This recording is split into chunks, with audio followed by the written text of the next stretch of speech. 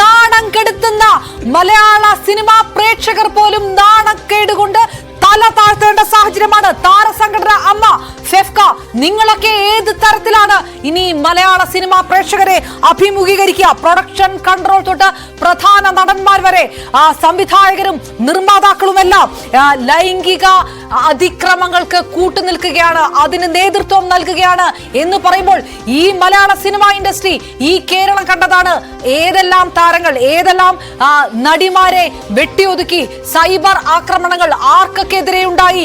മലയാളികൾക്ക് ഇതെല്ലാം അറിയാം. നമ്മൾ കണ്ടതാണ് കഴിഞ്ഞ കുറെ വർഷങ്ങളിൽ നടന്ന സൈബർ ആക്രമണങ്ങൾ. ആരെല്ലാം കൃത്യമായ രീതിയിൽ മെറിറ്റ് തെളിയിച്ചിട്ട് പോലും സിനിമാ മേഖലയിൽ നിന്ന് ഔട്ടായി പോയിട്ടുള്ള നടിമാർ ഇവിടെയുണ്ട്. അവർക്കെതിരെ നടന്ന സൈബർ ആക്രമണങ്ങൾ നമുക്ക് മുന്നിലുണ്ട്. ആരാണ് ചുക്കാൻ പിടിച്ചത്? ഇനി ഇത് മലയാളി ചോദിക്കും. ആരാണ് ആ പ്രധാന നടന്മാർ? ആരാണ് ആ സംവിധായകർ? ആരാണ് ആ നിർമ്മാതാക്കൾ? ഇങ്ങനെ മലയാള സിനിമയെ നിയന്ത്രിക്കുന്ന ഈ ക്രിമിനൽ സംഘം ആരാണ്? ഇതേത് കോക്കസ് ആണ്? വി അരുണിലേക്ക് വീണ്ടും. അരുൺ, പേര് പറയണ്ട, പക്ഷേ മലയാളി ഇത് മനസ്സിലാക്കാൻ ഇനി സമയമെടുക്കയില്ല. ഇനി ഇതാരാണ്, ഇതാരൊക്കെയാണ്, ഇത് വെളിപ്പെടുത്തേണ്ട ബാധ്യതയിലേക്ക് കൂടി കടക്കേണ്ട സാഹചര്യത്തിലേക്ക് സർക്കാർ കടക്കും. ഒരുപക്ഷെ എന്തുകൊണ്ട് 4.5 വർഷത്തോളം ഈ റിപ്പോർട്ട് പുറത്തു വന്നില്ല എന്നുള്ള ചോദ്യത്തിന് ഉത്തരം ഈ റിപ്പോർട്ട് തന്നെയാണ്. ഈ വിവരങ്ങൾ മാത്രമാണ്. എങ്ങനെയാണ് ഈ റിപ്പോർട്ട് പുറത്തുവിടാൻ കഴിയുക? എത്ര വിഗ്രഹങ്ങളാണ് ഉടഞ്ഞു പോകുക? ആ രീതിയിൽ പേര് പറയുന്നില്ലെങ്കിലും എക്സാമ്പിളുകൾ പറഞ്ഞുകൊണ്ട് ഓരോരുത്തരുടെ, അതായത് ചൂഷണത്തിന് ശ്രമിച്ചയാളുടെ ഭാര്യയായി വരെ അഭിനയിക്കേണ്ടി വന്നു എന്ന തരത്തിലുള്ള മൊഴികൾ പോലും കൊടുത്തിരിക്കുന്നു. ഇങ്ങനെയുള്ള റിപ്പോർട്ടുകൾ പോലും അതിനകത്തില്ലേ? എക്സാമ്പിളുകൾ പോലും അതിനകത്തുകൂടെ പുറത്തു വരുന്നില്ലേ?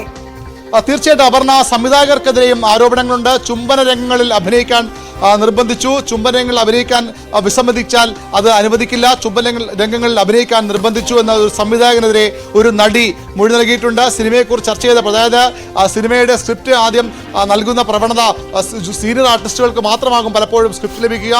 സിനിമാ സെറ്റ് എത്തുമ്പോഴാകും ഒരുപക്ഷെ ഈ താരതമ്യേന പുതുമുഖ നടികൾ, ജൂനിയർ ആർട്ടിസ്റ്റുകളൊക്കെ സ്ക്രിപ്റ്റിനെ പറ്റി പോലും അല്ലെങ്കിൽ എന്താണ് നിങ്ങളുടെ റോൾ എന്ന് പോലും അറിയുക. കാരണം വളരെയധികം മത്സരമുള്ള ഒരു മേഖലയാണ്. അതുകൊണ്ട് തന്നെ അത്തരം കാര്യങ്ങളൊന്നും പുതുമുഖ നടിമാർക്ക്, ജൂനിയർ ആർട്ടിസ്റ്റുകൾക്കൊന്നും ചോദിക്കാൻ കഴിയില്ല. അപ്പോൾ സ്ക്രിപ്റ്റ് ഇല്ലാത്ത കാര്യങ്ങൾ ചെയ്യാൻ നിർബന്ധിക്കും. ചുംബന രംഗങ്ങളിൽ അഭിനയിക്കാൻ നിർബന്ധിക്കും. ന്യൂഡിറ്റി രംഗങ്ങളിൽ, അതായത് വസ്ത്രമില്ല ഒഴിവാക്കിക്കൊണ്ട രംഗങ്ങളിൽ പോലും അഭിനയിക്കാനുള്ള നിർബന്ധം ഉണ്ടാകുന്നുണ്ട്. ന്യൂഡിറ്റി രംഗങ്ങൾ അഭിനയിക്കാൻ നിർബന്ധിക്കുന്നു. WCCക്കെതിരെ പരാമർശമുണ്ട്. കഴിവുണ്ട് WCCക്ക്, പക്ഷേ അതായത് WCC അഭിനയിക്കാനുള്ള കഴിവ് മാത്രമല്ല നായികമാർക്ക് പ്രധാനം. അങ്ങനെ കഴിവുണ്ടായാൽ മാത്രം പോരാ, WCC അംഗമായതിൽ അവസരം നിഷേധിച്ചു എന്ന വളരെ പ്രധാനപ്പെട്ട ഒരു കുറ്റപ്പെടുത്തൽ ഈ റിപ്പോർട്ടിന്റെ ഭാഗമായുണ്ട്. അത് അവർക്ക് നേരിട്ട്, അതായത് ഒരു ആരോപണം മാത്രമല്ല, അത് ഏതെങ്കിലും നടിയുടെ ഒരു ആരോപണമായി മാത്രമല്ല, അത് കമ്മീഷന് നേരിട്ട് ബോധ്യപ്പെട്ടുവെന്ന് ഹേമ കമ്മിറ്റി വ്യക്തമാക്കുന്നു. പ്രമുഖ നടനെപ്പറ്റി സംസാരിച്ചതിന് ഒരു യുവ ആർട്ടിസ്റ്റിനെ ഫീൽഡ് ഔട്ടാക്കി, അതായത് ഈ ഇത്തരത്തിലുള്ള മേൽക്കോയ്മകൾ, താര മേൽക്കോയ്മകൾ വലിയ പ്രാധാന്യത്തോടെ വളരെ പ്രശസ്തിയൊക്കെ ഉള്ള താരങ്ങൾ, അതായത് വലിയ ആരാധനയോടെ നമ്മൾ കാണുന്ന താരങ്ങൾ ചിലരായിരിക്കാം ഒരുപക്ഷെ, ഒരു നടനെപ്പറ്റി സംസാരിച്ചതിന്റെ പേരിൽ മാത്രം ഒരു യുവ നടിയെ, ഒരു യുവ നായികയെ സിനിമയിൽ നിന്ന് ഫീൽഡ് ഔട്ടാക്കി. ആ ഫീൽഡിൽ നിന്ന് പോലും അവർ ഔട്ടായി പോകുന്ന സാഹചര്യം ഉണ്ടായിരുന്നു. കോടതിയോ ഏതെങ്കിലും പരാതിയുമായി കോടതിയോ പോലീസിനെയോ സമീപിച്ചാൽ ജീവന് തന്നെ ഭീഷണി ഉണ്ടാകാമെന്ന് നടിമാർ ഭയക്കുന്നു.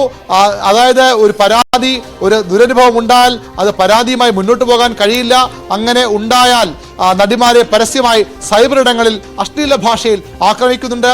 സമൂഹ മാധ്യമങ്ങളിൽ അശ്ലീല ചിത്രങ്ങൾ ഉൾപ്പെടെ പോസ്റ്റ് ചെയ്ത് നടിമാരെ നാണം കെടുത്തുന്നുണ്ട്. സിനിമയിലെ ദുരനുഭവങ്ങൾ വെളിപ്പെടുത്തിയാൽ വലിയ റിസ്ക്കാണ് നടിമാർക്ക് മാത്രമല്ല അവരുടെ ബന്ധുക്കൾക്ക് പോലും നേരിടേണ്ടി വരുന്നതെന്ന ഭയം ഈ സ്ത്രീകൾക്കുണ്ട്. പ്രൊഡക്ഷൻ കൺട്രോളർമാരുടെ മോശം പ്രവണതകളെക്കുറിച്ച്, അവരുടെ ഏറ്റവും മോശം പ്രവണതകളെക്കുറിച്ച് ഇതിൽ പറയുന്നുണ്ട്. ഇത് നടിമാർക്ക്, നായികമാർക്കോ അങ്ങനെ ഉള്ള ആളുകൾക്ക് മാത്രമല്ല, മേക്കപ്പ് ആർട്ടിസ്റ്റുകൾക്ക്, വനിതകൾക്ക് ദുരനുഭവം ഉണ്ടാകുന്നുണ്ട്. പ്രൊഡക്ഷൻ കൺട്രോളർമാരുടെ അവിശുദ്ധ സഖ്യം തന്നെ സിനിമാ മേഖലയെ ഭരിക്കുന്നു എന്ന ഗുരുതരമായ കുറ്റപ്പെടുത്തൽ ഈ റിപ്പോർട്ടിലുണ്ട്. അതായത് പ്രൊഡക്ഷൻ കൺട്രോളർമാരുടെ അവിശുദ്ധ സഖ്യം, അവിശുദ്ധ കൂട്ടുകെട്ട് ഈ സിനിമാ മേഖലയെ ബാധിച്ചിട്ടുള്ള ഒരു പ്രധാനപ്പെട്ട പ്രശ്നമായി റിപ്പോർട്ട് ചൂണ്ടിക്കാട്ടുന്നു.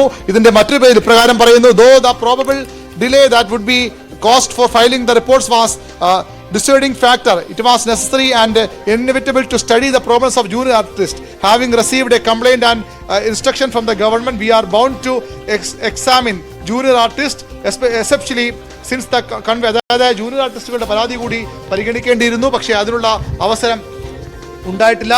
വെരി അതായത് സിനിമയിൽ മുതിർന്ന ഒരു കലാകാരിയുടെ, ഒരു അഭിനേത്രിയുടെ അനുഭവമാണ് ഇതിൽ പറയുന്നത്. A very senior artist state that the woman do not bother to speak out about the sexual harassment they undergo.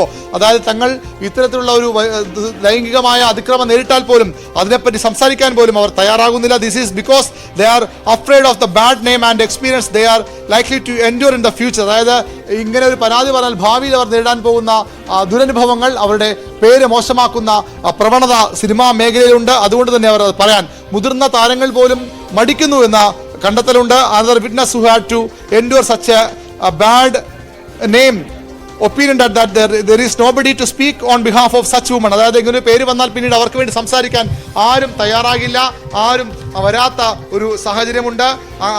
അത് പ്രധാനപ്പെട്ട ഒരു കണ്ടെത്തലായി ഈ റിപ്പോർട്ടിൽ പറയുന്നു. they may even lost their jobs in cinema. അവർക്ക് സിനിമയിൽ അവസരങ്ങൾ നഷ്ടമാകും. another witness who had to endure such a bad name opined that there is nobody to speak their on behalf of the woman. In case some people support such a person, they too will be subjected to bad experience. അതായത് ഇങ്ങനെ പരാതി പറയുന്ന സ്ത്രീകളെ, നായികമാരെ സഹായിച്ചവർ പോലും പിന്നീട് മോശം ഇടപെടലുകൾ അവർക്ക് നേരിടേണ്ടി വന്നിട്ടുണ്ട്. The reason why there were so few women in Malayalam cinema is that the cinema is male dominated industry. അതായത് എന്തുകൊണ്ട് മലയാള സിനിമയിൽ സ്ത്രീകളുടെ എണ്ണം പുരുഷന്മാരുടെ എണ്ണത്തേക്കാൾ തുലവും കുറവാണെന്ന് ചോദിച്ചാൽ ഇതൊരു പുരുഷ മേധാവിത്വമുള്ള വ്യവസായം എന്ന് തന്നെയാണ് അതിൻ്റെ ഉത്തരം.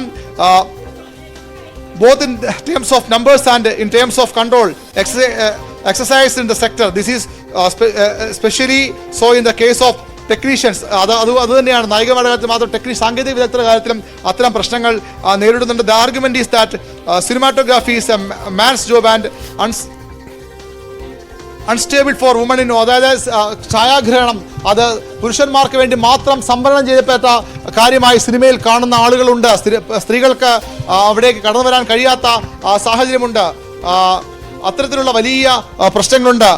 ആർത്തവ സമയത്ത് പോലും സ്ത്രീകൾക്ക് വലിയ പ്രയാസങ്ങൾ നേരിടേണ്ടി വരുന്നുണ്ട്. മൂത്രപ്പുര പോലും അനുവദിക്കാത്ത പ്രശ്നങ്ങളുണ്ട്. അതായത് സ്ത്രീകളുടെ അടിസ്ഥാന അവകാശങ്ങൾ പോലും, ഒരു സ്ത്രീ എന്ന നിലയിൽ അവർക്ക് ലഭ്യമാക്കേണ്ട അടിസ്ഥാന സൗകര്യങ്ങൾ പോലും ഈ സിനിമാ മേഖലയിൽ അവർക്ക് നിഷേധിക്കപ്പെടുന്നു.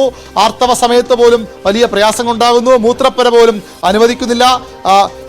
വെള്ളം കുടിക്കാനുള്ള അവസ്ഥ നൽകുന്നില്ല. ജൂനിയർ ആർട്ടിസ്റ്റുകളുടെ വിഷമമാണ് ഈ തരത്തിൽ അവർ പറയുന്നത്. During menstrual periods the women in cinema face a very rough time without being in a position to use water or other facility even to change or dispose sanitary napkins. It is pointed out.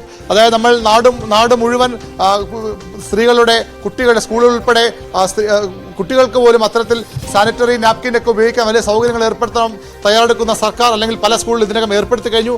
അത്തരത്തിലുള്ള കേരളത്തിലാണ് ഈ cinema മേഖല സ്ത്രീകൾക്ക് അതിനുള്ള അവകാശം പോലും പലപ്പോഴും നിഷേധിക്കപ്പെടുന്നത്. ശുചിമുറിയിൽ പോകാനുള്ള അവസരം പോലും പലപ്പോഴും ഈ ജൂനിയർ ആർട്ടിസ്റ്റുകൾക്ക് നിഷേധിക്കപ്പെടുന്നു. അതിന്റെ ഭാഗമായുള്ള അസുഖങ്ങൾ അവർക്ക് ഉണ്ടാകുന്നു, ശാരീരിക പ്രയാസങ്ങൾ ഉണ്ടാകുന്നു.